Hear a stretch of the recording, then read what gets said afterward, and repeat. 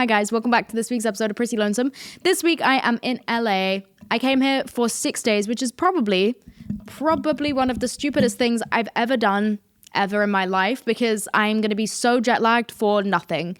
And I'm already jet lagged, but it's going to be worse when I go home, because it always is. I came out here because I just needed to get away from London. I needed a break from everything and everyone. Not everyone, but some people. And I just kind of wanted, if you don't know, I haven't had a flat in like 6 months, or an apartment, in like 6 months, which is really stressful. I needed some of my own space, so I thought, okay, I'm gonna book a hotel. London hasn't seen the sun in years, so I was like, I want the sun, and I have friends here, so I was like, fuck it, I'm gonna go to LA, I'm gonna treat myself. I never usually book big trips like this. I have yet to actually take myself on a vacation with like my money. So I decided I was gonna come here because I just thought it would feel good, and it does. I'm at this hotel, and it's one of my favorite hotels, and I never stay here. I've stayed here once for 2 days before, and I didn't pay for it. I was on a work trip, so it was covered, and I didn't think I could really afford it. It's such a nice hotel. I'm very, very, very frugal. I do not spend my money. So I kind of made an exception. I was like, I'm going to go for a week at this hotel, buy myself the flights, buy myself the hotel, treat myself. I never splurge. So I thought, fuck it, I'll splurge for once. I don't even pay rent. So technically I'm saving money. You know what I mean? And I'm just here, and it's so nice because it's such a clean girl hotel. I don't know how to describe this hotel except for sparkling clean, and it smells good, and it's so comfy, and it's just I don't know, it's just nice, and the views are good. It's in a good location. I've been seeing my friends. I've just been healing and taking 5 showers a day, and just being in some good energy. And also just I needed time to process everything, because I've paid for this, and spending money stresses me the fuck out. I hate doing it. I have been not trying to waste a single second. Usually on trips when I'm there for work purposes, I find myself laying around in bed a lot more, because it's I'm kind of on the clock. I'm on someone else's time, and it's not very literal, but it's this feeling of I'm not stressed out about how much I enjoy this because I didn't pay for this, which is a really fucked up way to look at life, by the way. I'm trying to work on that. But I guess I've only recently known that about myself, that's how I'm thinking and feeling, because on this trip where I have paid, and mind you, I've paid an arm and a leg, okay? I'm getting up in the morning and walking to go get coffee because I want to see LA. And I'm staying up at night to admire the views. And I'm going places and doing things with my day and my time and my life because I want to get my money's worth, And it's really helped me be present and just appreciate everything, and not want to waste a single minute or a single second. And it's been really nice. It's been very refreshing. I've just kind of needed to be alone somewhere clean. That was my only requirement. Alone somewhere clean and preferably warm. And that's exactly what I've been doing. The day that I got here, literally on the way from the airport to the hotel, Brooke called me, and she was like, we're going to go horse riding. I'm picking you up in 25 minutes. And I was like, what the fuck? Okay. Because obviously me and her have been going through a time in our lives lately, and we have actually kind of lent on each other, which is really sweet. So she was like, I'm picking you up, we're going horse riding. I was like, okay. So she picks me up, not a minute past 25 minutes. Like I said, I literally ran in, showered, got in new clothes straight from the airport, and went to this ranch. Now, she did downplay the ranch, because what she actually should have said was, we're going to my friend's miniature city in which he has also got a ranch. I'm not kidding you guys. This city is, I can't even explain it to you, okay? It's not a ranch. It's a town with a ranch in it, okay? So we get there, and the guy who's the house it is, he's showing us around. My jaw's on the floor, because mind you, I've just come from London, and at that, I've just come from Shoreditch. I've just literally come from the back end of Shoreditch, where I've been holed up for 3 weeks straight in my friend's little flat, hiding from the world, kind of, with my mom and my dog, and just London is so different to LA first and foremost. And then the second I'm off the plane, you're taking me to someone's private city, okay? It was actual shock. And it felt good to be back. I'll be honest with you. It was really good. He let us ride horses, and I haven't ridden horses in years. If you guys know this law, which I don't know if you do, I actually used to teach horse riding in Pennsylvania, and I used to teach it in the UK as well. I used to ride a lot, and I haven't ridden in probably like 5 years, maybe longer. And so it was not easy, and I was in a lot of pain afterwards, but it was fun to like be back on a horse, and just like it was so random. Like I've never had someone just like hand me a horse before with no like, okay, now you're gonna do a lesson, or like let's go on a ride. It was literally just like a big sand school, and he just let me go on the horse and like fucking ride it around really quick, like just kick it and just like go quick. I was like, this is so fun, like this is my dream. So we did that.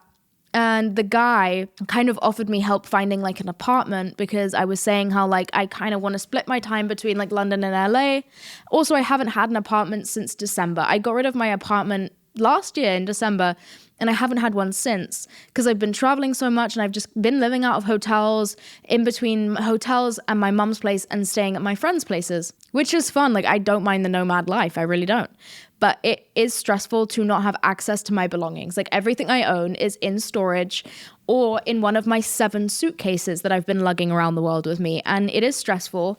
And I am ready to like have a home again. So I was like, look, fuck, if I have to rent in both cities because I can't make my mind up, then I guess I'll just have to do that. But like, I need a flat somewhere. Like this is getting so stupid. So he was like, I'll help you find somewhere. Like you shouldn't rent if you don't know LA. Because mind you, I don't know where anything is in LA. Like someone will say like Rodeo Drive, and I'm like, where's that? Like I don't, like basic information, I don't even have that yet.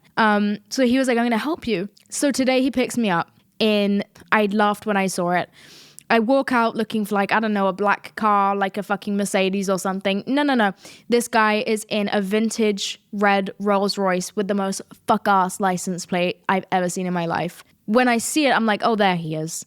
I can't see for a fact that that's the man that I'm looking for in the car, but I can tell you, and I can bet my life on it, that that is in fact him.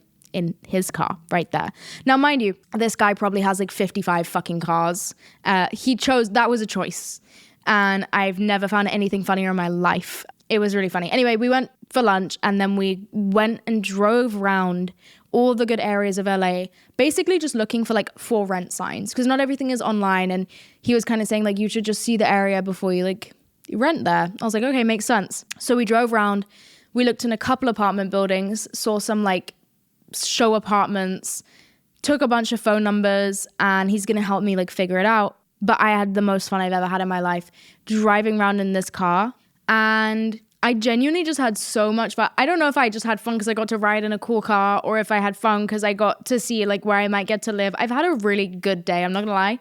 But get this, I came home from this fun good day, and I don't know what happened to me. I got this sadness that swelled up from my actual fucking asshole into my chest, into my throat, and out my mouth. Like genuinely, I had to lay, and I haven't done this in years, I had to throw myself face first into my bed and just cry. And it came out of nowhere. I was like, whoa, what is this? And I want to tell you why I'm sad, okay? And this is kind of off topic, but not really. I think there is a thin line, and stay with me. For me, my OCD sees my spirituality as like a trampoline to try and jump up and down on. For example, if I want to order something on Uber Eats, like dinner, okay? And my card is usually fine. It's not an issue to order on Uber Eats. Nothing bad happens. And then one time I'm trying to order and it tells me there was an error or that my card was declined, even though I know my card shouldn't have been declined. Like something doesn't happen immediately. Instead of that being just an inconvenience that I need to try and fix, and I need to like figure out why it gave me an error message, in my head, it is because the food was going to kill me. And so that was the universe saying, don't eat this. And so I won't reorder. And it's really fucking annoying because when anything goes wrong, I take it as redirection. And I think that feeds me in a lot of areas, but it's also very destructive to my life a lot of the time. I think, I can't say for sure because I don't know, but I think I would venture to say that is not having a sound thought system, right? Like you shouldn't, that's irrational to be thinking the way I'm thinking. And I think it a lot. And I am trying to work on it. It's an issue. But the way that genuinely became my reality yesterday, let me tell you what fucking happened. if you don't know, which why would you? I don't have a manager. I don't have management. And I kind of need management. So I met with 2 managers in one day to have interviews with them. And they are managers that I have spoken to before. And I have dwindled down a list of managers. And these are my 2 finalists, okay? So I'm about to hire one of them. So I meet with them both on the same day. And after that, I go to my friend's house. Now, one thing to know about these 2 managers is that they each have a very small clientele. So they each only have 5 or 6 clients that they take care of, okay?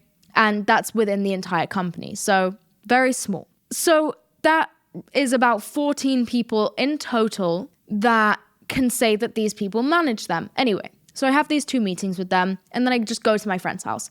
And she had a friend over as well. So there's 3 of us. And as we're sat there, I'm talking to these girls, that this one girl starts talking about her manager, and then she says her manager's name. It's not a very usual name. So I was like, wait, do you mean this person? She was like, yeah. I was like, no way, I just had dinner with them. She was like, what? Like, it's so incredibly unlikely that I would have met one of her clients ever, let alone the same day, not even the same hour as I seen her. The other girl in the room, my friend, is managed by the other manager that I had met with. First of all, can we just appreciate for 1 second, what are the fucking chances? They are astronomically small that I land myself on the same day in the same room as the 2 girls who are represented by the 2 managers that I had just had meetings with, when their clientele is 14 total. It is so rare. So unlikely. So I had certain perceptions of these managers and their strengths and their weaknesses, okay? And I had liked this one for this reason and disliked that one for that reason, and vice versa. And the exact energy that I received from these people was personified by these 2 girls sitting in front of me. And I was like, the universe couldn't be clearer right now, but I don't know what it's telling me. I don't know if it's saying sign with this one or that one. I'm still fucking confused. And I'm going to lose my mind. But I'm not kidding you guys. When these girls were sat in front of me, and the likelihood of that happening was, let's be real, that was insane. Like, I'm in LA relatively frequently. I've never really met this. I've never met this girl in my life, okay? There's been 100 times where I could have met her, where she may have been mentioned to me, where I may have bumped into her. Never. It's this one day that I meet her. And by happen chance, or whatever the fuck the word is, happenstance, I don't believe in coincidences, but she's there, okay? And that's her manager, and she brings up the manager, not me. Which is rare, by the way. People don't typically talk about that kind of stuff. Crazy stuff. Crazy stuff. And it genuinely couldn't have been a clearer message, but I'm still just like, but I don't actually know what you're telling me. I know you're telling me something. I know you're showing me something, but I still don't know how to make the decision, even though you've just handed me something, but I just don't know what you're asking me to do with the information you've just given me. And I'm scared that I'm going to make the wrong decision. And I think I know which decision I need to make, but my logical thinking and my gut feeling are 2 different things, which is really scaring me. And I don't know which one to follow. And it's genuinely just stressing me the fuck out. And that's why I was crying, because I was like, I give up. I'm not giving up, but like I just, for a second I cried, and I threw myself face down on my bed, and I was listening to I Love You, I'm Sorry by Gracie Abrams, which, by the way, I've been listening to on fucking repeat because I like the melody. I haven't been listening to the lyrics in an emo way. I've just been enjoying the melody because I think it is one of the most beautiful songs I've heard for a long period of time. But then, because I was already crying on my bed, I started listening to her lyrics, and then I was like, oh, fuck. And then I just cried. You know when you start crying and then you just cry? I was like, oh, good. This is probably what I needed. But I am having fun. I'm genuinely loving existing right now. And I'm loving meeting new people and being myself again and seeing the life come back to my face. I kind of can't tell if it's leaving or coming back. I'm like, am I doing really well or am I about to die? I can't tell, but either way, I'm having fun, I think. And tonight is someone's birthday party, and I'm like kind of nervous to go because the friend that I was meant to go with bailed because she had to go on a last minute trip out of town. And now I'm like, I feel bad if I don't go. Like, it doesn't really matter if I don't go. I just like, I want to go. I think it would be fun. I never go out in LA, like ever. Like, I do not go to events. I do not go to parties. The most I've ever interacted with the LA demographic is Coachella, and that was genuinely enough for me. But I do need to start putting effort in. If I want to make friends in LA and if I want to like form a life here, which I would kind of like to do, I guess, like not too much, but a little bit. I'd like to just feel like I have community here, even if I don't have to have like trusted friends. Community is important regardless, and acquaintances matter. And I just want to live. I just want to have experiences, even if they're bad ones, even if I regret them, even if I don't, want to do it again. I want to have the experience. And so, by the way, I'm tugging at my sock, not my fucking vagina. Sorry, that looks really weird. Anyways, and so I want to go to this party, but my friend isn't going to go. And now I'm like, I don't know what to do, because I should make an effort and I should go and I want to go and I think it would be really fun. And this girl throws good parties, I've heard. So I'm like, if there's a time to pop my pussy, it's now. But it may not be tonight, unfortunately. My friend bailed and I'm a scaredy cat and I will not be going to a party without having someone's leg to cling to. So we may have to sit this one out. But I'll tell you guys about it if I do end up going. But my friend is in town from upstate New York. Randomly, she happens to be in LA and I haven't seen her in ages. So I'm thinking I would like to go she's actually, I'm saying it like I'm going to go maybe see her. She's on her way to my hotel right fucking now. Thank God. And I miss her so much and I cannot wait to see her. And I'm going to watch SpongeBob with her in bed. But I also might be dragging her out unexpectedly to someone's birthday party tonight. And she may just have to deal with that, She just might have to deal with it. And that's okay. If that's, that's the case, that's the case. I genuinely think it would be hilarious because, I just think it would be funny. Anyways, guess what I tried today as well? Crumbl cookies. It's actually quite funny because obviously I took these 2 meetings with the managers, and each sent me a little gift afterwards. One was flowers and one was crumbl cookies. And I'm like, is that a sign too? Like, which one do I like more? These were the crumbl cookies. I did try and eat some. They are very yummy, I will be honest with you, but I feel like they'd be better hot. So maybe I need to try that. But I really want to get Raising Cane's while I'm here too. And I really want to get In-N-Out, but I don't have a car this time. I didn't rent a car because I wanted to be more present in the moment, and I also didn't want to pay for my hotel's valet. I'll be honest with you, that was actually why I just didn't want to pay for the fucking valet. But also, like, when I have a car, I just stay in the car. Like, I just drive absolutely everywhere. I don't interact with anyone. I don't walk at all. I don't get out the fucking car. Like, and if I'm bored, I'll just get in the car and drive around for hours, and it just kind of depresses me. Like, sometimes it's good for me. I'm very creative when I drive, and I think a lot, and I love driving and singing, and I love that it makes me see new places, but like it is also antisocial. Like, I'll go to a lookout point and I won't even walk around the lookout point. I'll just sit in my car. Like, bitch, get out of there, you creep. Like, you are in an enclosure, like, get out. So I've been trying to like force myself out of my comfort zone a little bit more by like, if you Uber, you have to at least talk to the driver, and then you have to get out and walk in, and you don't find parking and you can't linger in your car. It's just like you become less recluse when you have to do small interactions with people. Like, even like, this is maybe small, but like I have to get in the elevator down to the first floor if I want to leave my hotel room, and I'm going to see someone in there. And it's like very small positive interactions make your day so much better. For me anyway, at least, I love interacting with people. Like, I genuinely love walking through the world and getting to be me, because guess what? I'm nice and I'm pleasant to people, and more often than not, that means that people are pleasant back to me. And so I genuinely just enjoy getting to go out into the world and have interactions and speak to my Uber driver and I don't know, speak to the front desk guy and flirt with the valet guy and whatever the fuck it is I want to do. I just love existing and being me. And when you're happy and people feel your happiness and you see them respond to it, it's just like life is worth living when life is like that. And lately that's what my life has been like again. It's just been like a little bit more carefree, a little bit more like I'm beginning to perceive myself nicely again, because you prove yourself to yourself 24 hours a day. And what I mean by that is like, if you walk out and you're a bitch to your Uber driver and you're a bitch to the guy at the concierge desk and you're a bitch to the girl that cleans your room, you are telling yourself that you're a bitch and that you're negative, And it's just like you prove yourself all the time. And so when you walk around and you're pleasant to people and you're forgiving and you're kind and you're gracious and you're funny and you're happy and you smell good and you've showered and it's nice and everything is good, there's always going to be people who are still rude to you and still like don't want to have a conversation with you and are still stressed and will still take that stress out on you. But you'll find that it happens less, and you'll find that you see less of it, feel less of it, and just that you've proven to yourself at the very least that you are good and that you are nice and that you are happy and that the world is happy too. And it's just like, you control your interactions with other people. Well, you don't. That's not true. But you control how you behave at all times. And it's just fun. It's like a big game to me. How nice can I possibly be? How much fun can I possibly have?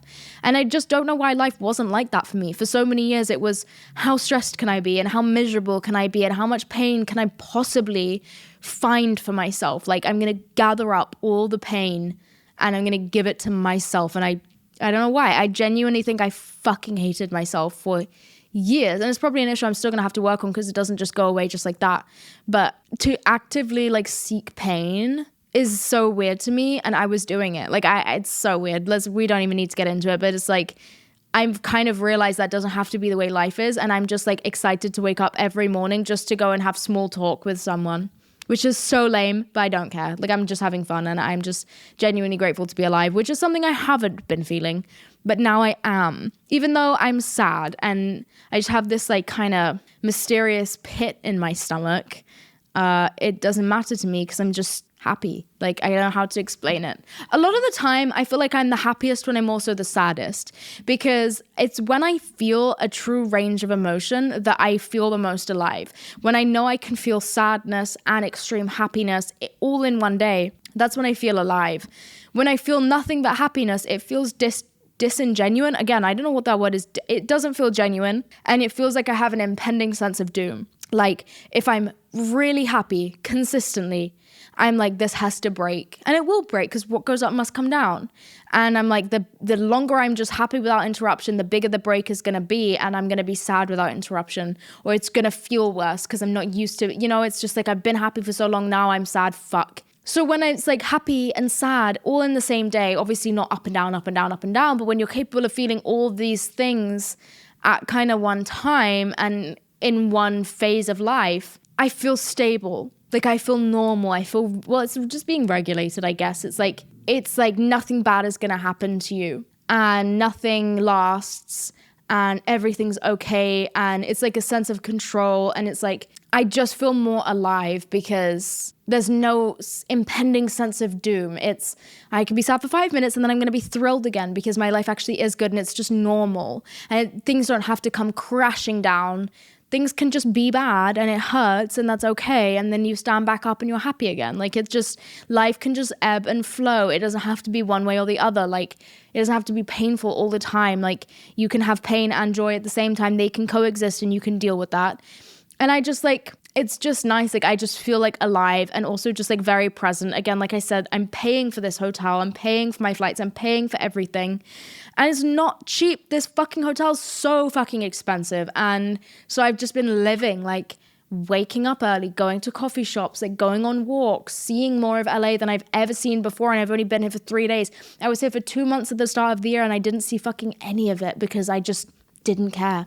Like, I don't know, I cared, but I had my car and I had a house and like, I was just kind of hiding away. Like, yeah, this is, you know, taking it for granted, kind of, I guess. I don't know, taking it for granted is the right thing, but just like not, you know, not desperate for it. Whereas this time I'm like, no, I'm only here for 6 days. I want to see it. I want to be here. I want to be present. I don't want to like lay in my bed, you know? And it's really fun. And I'm just, I don't know, I'm yapping so much. Usually I feel like I take more pauses than this. I'm like yap, yap, yap, yap, yap. I have some pretty cool plans coming up soon, but I can't tell you because I can't have a certain person know about the plans. And so I just can't tell you guys, and it's making me really upset because it's not even you I'm trying to keep the secret from. It's someone that I know is going to watch and I just can't have it happen. And I'm so upset about it. But I am excited to go back to London because I miss my friends. And that's very rare for me. Like, I'm very happy in LA and I love it here and it's so warm. And that's something that London is not, I'll be honest with you. The sun has not come out a single day in London this summer. Like, no, it's fucking ridiculous. LA is warm, it's beautiful, it's stress-free. But you know what? The air pollution is on another level. Like, everyone says like, oh, it's polluted. And I actually remember I came to LA when I was like 11 on a trip with my family. And we drove in from somewhere else. And I remember my mum saying, can you guys see that cloud? Or maybe we flew in, I don't know. She was like, can you see the cloud? And I was like, yeah. And she was like, that's called smog. And it's above a city called LA because everyone there drives and it's very, very polluted and they have lots of buildings. And so it creates smog and it's pollution. And I remember thinking, that's fucking disgusting. You should never go to LA. And I made up this crazy rule in my head that like LA was this big bad place and like it's like a dangerous city and no one's supposed to live in LA because it has smog, right? Obviously, London also has fucking smog. I just didn't know that. Everywhere has smog. LA's is very bad though, I'll be honest with you. But it was like a personality trait of mine for like 10 years that LA was dangerous and deadly. And I was the only one who knew about it because I was the only one that saw the smog that day.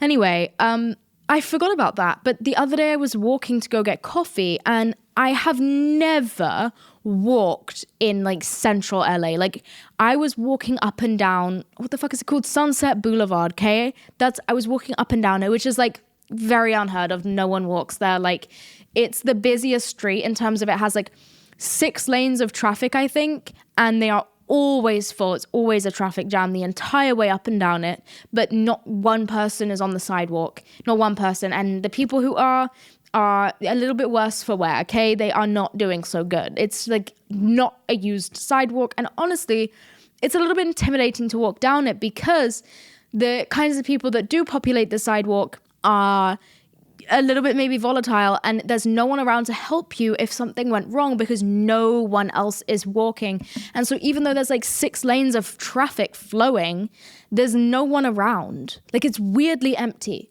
And it's not empty at all, but it's empty. And you would hope if anything went wrong, like someone might get out the car and help you. But honestly, I don't know. So I was walking up and down and I started to feel like really fucking sick. And it was humid, which didn't help. But I realized every time I breathed in, it was a smell of like fumes and petrol. And I couldn't get away from the smell. And I realized it wasn't like, oh, there's a bad smell coming from a car. It was literally everywhere. The air was polluted. Like there was no getting away from it. And I've never had that experience before. Not in New York City, not in other parts of LA. I don't know what other big cities I've been to. I've been to a lot of major world cities. World cities, duh. Where else would I be? And I've never felt like I'm choking on fumes. And then I was walking up and down Sunset. And I literally nearly had a panic attack because I was like, I can't breathe right now. And it's so scary. And it genuinely nearly got the better of me. And then I got back to my hotel and like they have air conditioning and it smells clean in here. And I was like, actually, as I walked up to my hotel's entrance, this brand of hotel is very known for the way they smell. So when you come anywhere near to the hotel, you can smell the perfume. So I started smelling the perfume and I wondered, are they doing this because it needs to be like a noticeable change from the horrendous outside world? Is that why they have such a strong perfume here? And I was like, is that actually why? And I walked in and like, I don't know if they have air filtration, probably like air purifiers and air conditioning, but I could breathe again.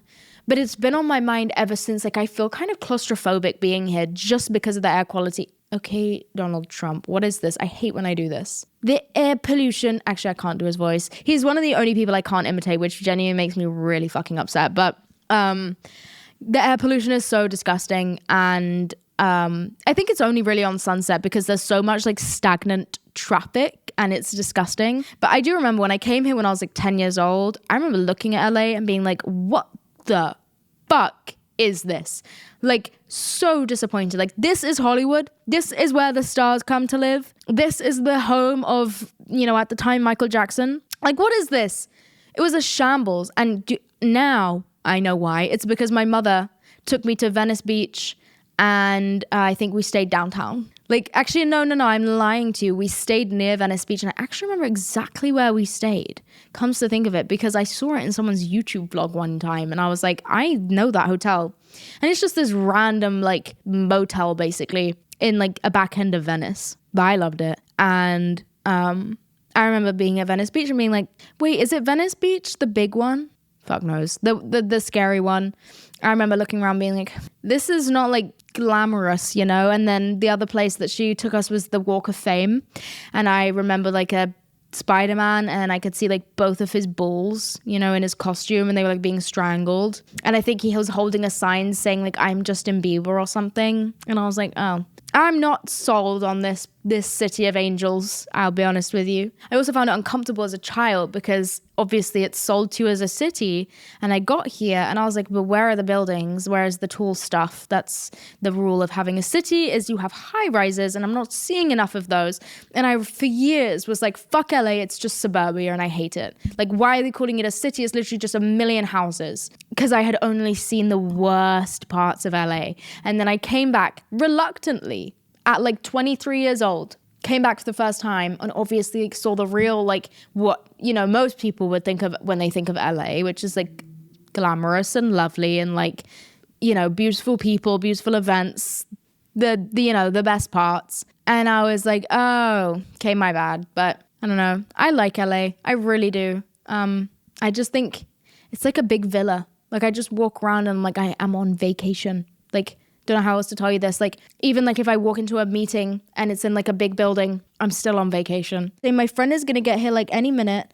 So I need to go jump in the shower because I kind of stink. Actually, I don't. I literally showered this morning. It's just so humid here that I'm like sticky all the time and I feel gross. And then I need to go do my makeup, maybe get ready, maybe go out. I feel like I want to get drunk, but then I don't want to be hungover. This is life's greatest pain. Okay? Don't argue with me on that. Okay? Definitively. I'm going on. I'm kidding. But I love you guys so much. I will see you next week for another episode of Pretty Lonesome. I love you so much. I love you so much. I love you so much. Thank you for coming. Thank you for listening to me. And I guess that's it. Okay. Love you guys. I will see. Oh, this is so uncomfortable. Love you guys. I will see you on next week's episode of Pretty Lonesome. Okay. Love you. Bye.